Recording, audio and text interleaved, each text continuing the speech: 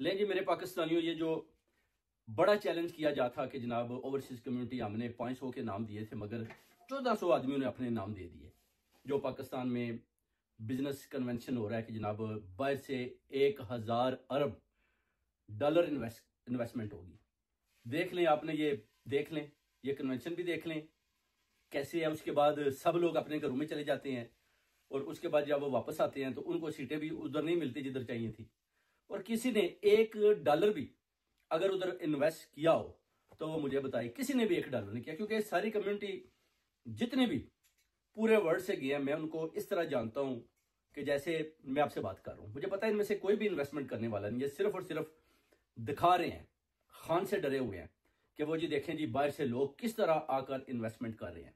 इनको टिकटें दी गई, इनको भेजा गया जनाब आप आए और आकर इधर जनाब बोलें कि मैं जनाब ये इन्वेस्टमेंट कर रहा हूं, वो इन्वेस्टमेंट कर रहा हूं। मेरे पाकिस्तानियों, आप मुझे एक जवाब दो कि आप अगर 100 मिलियन पाउंड भी इन्वेस्टमेंट करते हैं तो आप किधर करेंगे? फॉर एग्जाम्पल, अगर आप किसी लोहे के बिजनेस में करते हैं, टी आयरन का बिजनेस है, तो उधर नवासिफ वो तो आपको छोड़ेगा नहीं किसी सूरत में।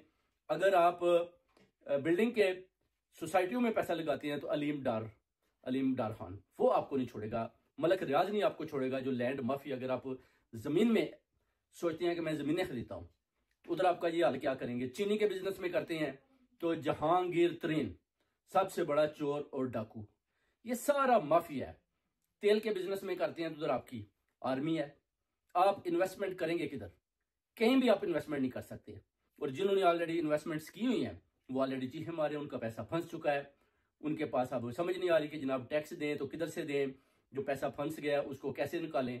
उसकी वजह है कि पाकिस्तान में सबसे ज्यादा अगर किसी ने इन्वेस्टमेंट की थी तो वो मलक रियाज बैरिया टोन वाले के थ्रू ओवरसीज कम्युनिटी ने की। और उनके साथ भी जो गद्दारियां हुई, उनके साथ भी जो दाव हुआ, उनकी प्रॉपर्टीज पर कब्जा हुआ। अभी देखें बैरिया टोन में भी आप देखें लोगों की प्रॉपर्टीज पर कब्जे हो रहे हैं। तो जहां इस तरह की सूरत हाल हो, आप समझते हैं कि इस दौर में जब मुल्क का पट्ठा गुल हो गया हो और उधर के जो लीडर हैं जो फॉर्म 47 से बनकर लंदन की तरफ भाग आते हैं, इनसे पूछता हूं कि जनाब आपकी इन्वेस्टमेंट्स किधर है?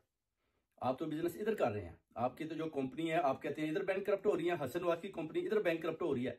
तो ये कौन से लोग हैं जो उधर जा रहे हैं और वो कहते हैं जी हम इन्वेस्टमेंट करेंगे? इसमें आप देखें जो ओपीएफ का चेयरमैन है, क्या नाम उसको, जो फॉर्म 47 के जरिए बनकर आया है, अपना कमर रजा। उसके बाद एमडी अफजाल पट्टी, बड़े बड़े दावे इन्होंने किए, बड़ी बड़ी बातें की थी कि जनाब हम 1400 आदमी लेकर जा रहे हैं, बहुत बड़ी इन्वेस्टमेंट हो रही है, पूरी दुनिया देखेगी। आज पूरी दुनिया ने देख लिया कि $1 की भी इन्वेस्टमेंट करवाने में नाकाम रहे। ये सूरत हाल है मेरे पाकिस्तानियों। इनको पता है कि ये हुकूमत खत्म हो चुकी है, मरियम नवाज का दौर गुजर चुका है। नवाज शरीफ को ठोकर जवाब दे दिया कि आप वजीर आजम नहीं बन सकते। शहबाज शरीफ उनकी उंगलियों पर नाच रहा है। तो आप समझते हैं कि मुल्क में जमहूरियत नामी कोई चीज है? बिल्कुल टोटली नहीं है। और ये फ्लॉप हो चुके हैं बुरी तरह। अगर उधर इतना बड़ा बिजनेस का जो कन्वेंशन हो रहा है तो फिर इन सब को उधर होना चाहिए कि इनको इधर एवनफील्ड के अंदर छुप कर बैठना चाहिए, लोगों से गालियां खानी चाहिए। और कन्वेंशन उधर हो रहा है और उधर कौन से ठेकेदार हैं वो जो करवा रहे हैं, उनसे पूछता हूं कि जनाब ये किधर है, कौन इसका मालिक है, किधर पैसा जमा हुआ है, किधर किसने कितना लगाया। आप हमें लिस्ट पेश करें ताकि हम ओवरसीज कम्युनिटी को दिखाएं कि इस आदमी ने इतना इन्वेस्ट किया, इतना इन्वेस्ट किया।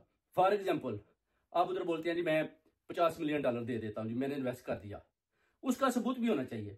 $1 भी किसी ने बिल्कुल स्पेंड नहीं किया। और ये सारे अभी देखेंगे जब वापस आएंगे, इन सब के चेहरे लटके होंगे। इनको पता है कि पाकिस्तान के अंदर इन्वेस्टमेंट करनी है।